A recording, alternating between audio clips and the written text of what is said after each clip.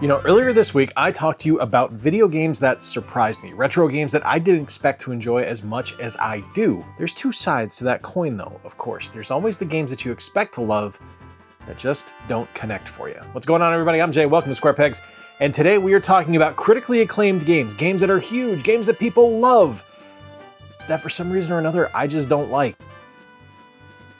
I also want to say, before we get into the full list of games here, none of these games that I'm about to list are bad by any stretch of the imagination. They're just bad for me.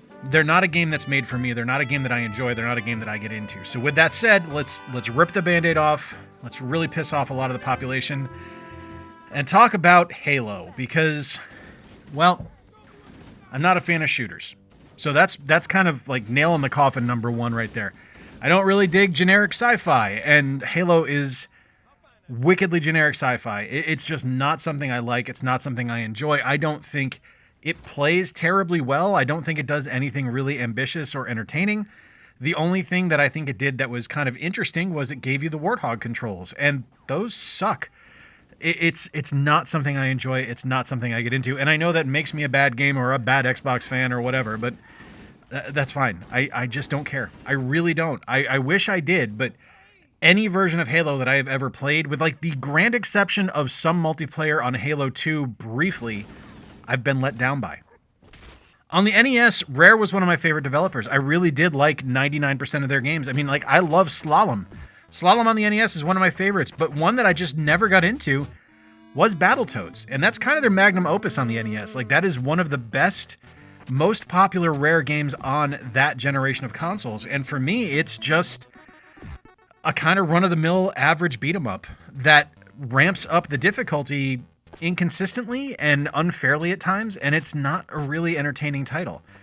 It really wasn't until the Super Nintendo release with Battletoads and Double Dragon that I thought that the series kind of became interesting. And yeah, the NES one just doesn't work for me. Now, it looks great, and it sounds great, and there are certain things that the game does that I think are absolutely brilliant and show exactly what Rare was capable of as developers on that console, but for the most part, I don't want to play it. I would rather play River City Ransom 100 times out of 100 over Battletoads. It's just not a game for me.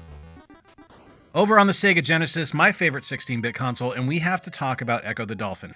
Echo is not a bad game. It's just, I don't really know what it is or what I'm supposed to do. And maybe that's a bad telling on me and not necessarily something wrong with the game itself, but I always just kind of found it to be a really interesting little tech demo and not really something that had any kind of gameplay that I was curious about or interested in.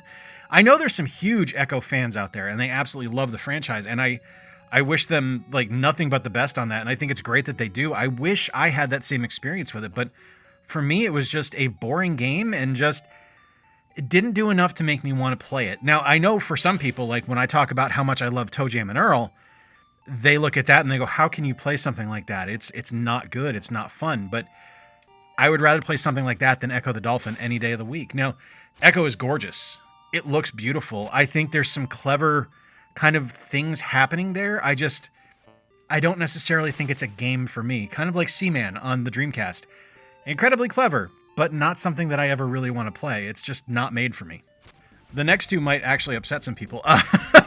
Well, actually, you know what? If Halo didn't do it and you're not burning my house down yet, I don't think these two will do it. The last two definitely will, but these two will just kind of be like, what's wrong with you? But up next, back to the Super Nintendo, and we're looking at Star Fox. Star Fox, to me, was never a realized vision until Star Fox 64, and even then, not really realized. Because Star Fox was not enjoyable to play. It was choppy. It was slow. It was not memorable. It was not exciting. I didn't think it was terribly well made. It was a great idea that was just executed really, really poorly. The 64 definitely did it better, and the 3DS re-release of Star Fox 64 was actually really good. And I'm one of the weirdos that likes Star Fox Zero. I don't know. I think that was actually a really fun game. And maybe I'm crazy, but I'm kind of looking forward to the remake coming out on the Switch too. But the first one? No, man, just not for me. I did not like it. I did not think that it deserved the accolades it got. Now, like, technologically speaking, sure, it absolutely did. But from an actual gameplay perspective, I don't think it did anything worth mentioning, worth writing home about.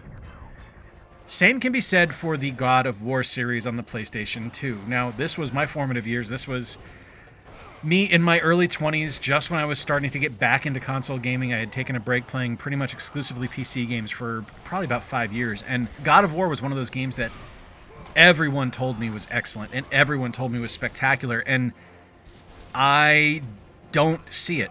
I really don't. I mean, there's some titillation in there, and I mean, it's not something where I have to get really into the game to want to play it, because there's no game there. It's just button mashing. I don't really find Kratos to be a terribly interesting protagonist. I think he's very one note and very boring, honestly.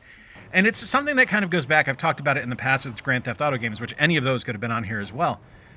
I don't really get into games where I have to play the bad guy. With like the exception of Wario games, I don't really care to be a villain. And I feel like I'm the villain in God of War. Now, I'm not saying Kratos' actions aren't justified. I'm sure they are based on the story, but the game never did enough to really hook me and want me to keep playing. It wasn't until the PS4 release where I kind of gave it a little bit more time, but even that game, just like, I don't care. I really don't care about Kratos or his adventures. I don't get into him enough to want to keep going with him, and I don't know what that says about me other than I just don't like those games. NES now, we're going to talk about Contra. Contra is a game that I have spent hundreds and hundreds and hundreds of hours on. It is something that I used to play religiously with my friends Josh and Peter growing up. They were games that we loved to play. We loved to put in the Konami code. We loved to go two-player on Contra, and we loved to beat it.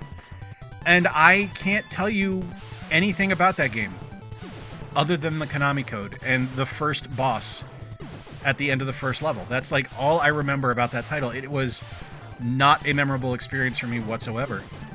I thought it was a neat game, but going back and playing it today, it's not something where I'm compelled to keep going. I would rather play something like Contra 4 or Super C on the NES or Super Contra, whatever the Super Contra game was on the Super Nintendo. It's probably Super Contra. Those are games where I actually get into them and I actually enjoy them. But that first Contra game, man, it was just, I don't know, like today there's a disconnect. When I was a kid, that was a different story. I really dug it. But right now I'm like, I don't ever need to play that again and I'd be okay. This is one that I wanted to be great and I wanted to love. And I've gone back and tried to play it over the years. And every time I do, I'm just reminded about how disappointing of a game it was overall. And that is Star Wars Shadows of the Empire on the Nintendo 64. I love the character of Dash Rendar. I loved the Shadows of the Empire book. I thought it was fantastic. I loved meeting Prince Shizor and all of the different characters introduced there. And I thought it was a brilliant idea to make a video game out of that awesome book. And the game itself just doesn't work. And I think it's a limitation of the hardware. Because there's no real camera controls, and because there's a lot of things in that game that are really reliant on what the Nintendo 64 does and was capable of, that makes it hard to play, and it makes it unenjoyable. Because I think if they were to remake Shadows of the Empire today, using something like the Jedi Fallen Order engine, or the one from Star Wars Outlaws even, I think you would have an opportunity to make something unbelievable and incredibly, incredibly fun. But using what they did back then, it's just not a good time. And I wish it was. I've gone back, like I said, multiple times over the decades trying to get into it, trying to play it. And every time I'm just disappointed. Here's one that I know is going to upset a couple of people in my life. And it's Earthworm Jim. I have never really understood the appeal of Earthworm Jim. I don't think the games are terribly fun. I don't think they're really well made. I think they're kind of janky and kind of poorly executed in a lot of ways, and I don't really get why people laud them for being something that's like this technological marvel. Like, I understand, like, underneath the hood the game does a lot and there's a lot of stuff going on there that's pretty remarkable, but getting in game isn't fun, and it's janky as hell, and the jumping mechanic kind of sucks, and the aiming isn't fun, and it's just, I don't know, like the core things it should do well, it doesn't do well.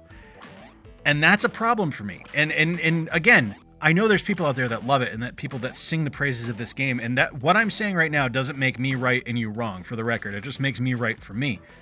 It's just something that I wish I liked more than I do, because I love the concept of Earthworm Jim. I love the idea of the character. I love the kind of promise of the goofiness of the game, but it just does not work for me. And the same can be said for Sonic Adventure on the Sega Dreamcast and the GameCube remake. Honestly, I don't I have never really gotten into these games outside of the soundtracks. I think the soundtracks to Sonic Adventure are fantastic, but the gameplay is busted. It is not well made. It is very clearly trying to force feed the speed and the kind of alacrity that Sonic has into a 3D environment, and it does not work. There are scripted elements that I think are amazing, like the whale jumping up behind you when you're running across the bridge is really cool, but when you stop and think about the way the game plays, when you actually get into a level, there's a great idea there, and I actually think they deliver on that the longer Sonic Team goes on and the further into the creation of 3D Sonic games we get, but Adventure just did not work for me, and I wish it did, because Sonic is one of my favorite characters, and I love the franchise, and I really, really wanted to love this one. And this, of course, is Super Mario Bros. 64. And I know there are people with pitchforks ready to take me out on this one, and I get it. I know you guys love it, but boy, howdy, this game is a dog, man. It does not hold up. Was it remarkable when it released? Absolutely it was. Was it something that was a complete technological marvel? 1000% it was. But playing it on a Nintendo 64 with the awful camera controls and just the kind of the ugliness of the game too, like it's not a pretty game to look at, it really, really undersells what they were trying to do, and it really falls flat on its face in a lot of ways, and I think that's a shame. There's some really cool stuff that the game does, don't get me wrong, but I don't enjoy this one. I don't enjoy playing it. I don't think it's a fun game. I think it's a frustrating game, and I think it is a game that has a lot of really good ideas that it does not execute well on, and I think that's a shame. And a lot of that, again, kind of like Shadows of the Empire, comes down to what the N64 was capable of and what it wasn't capable of more appropriately. And unfortunately, I think Mario suffers from that, and that's a shame. I wish it was great. I wish I liked it more than I do. I do enjoy the 3DS version a lot more than I enjoy the N64 version, and I think that's true for a lot of folks, but yeah, just that original release, not for me. Some big name games on this list, I do admit. There's definitely some stuff that was critically acclaimed, that was massive, huge AAA games that for some reason or another I just couldn't connect with. And it could be the genre, it could just be that the game wasn't for me. And that's okay. Sometimes that's how it works, and that's all right. What games were huge that you just didn't land with? One of the games I can think of off the top of my head that I didn't feature in this video, that maybe I should have, was Fable. And that wasn't because it was just on a genre I didn't like. I mean, it's an RPG. I love RPGs. But it was just a game that didn't connect for me. And I think it was just an inability to deliver on the promise that was given for that title. It was overhyped and underdelivered, and sometimes that's just what happens. Something like Halo, not into shooters. Stuff like Super Mario 64 and Sonic Adventure, there's some rose-colored glasses there for folks. Those are not as good as everyone remembers, and I hate to say that, but it's true. Let me know, though, which ones didn't land for you. I would love to hear from you. If you enjoyed today's video, give it a thumbs up, consider subscribing and stick around, and until next time, remember to play more games, stay square, and take care. I'll talk to you soon.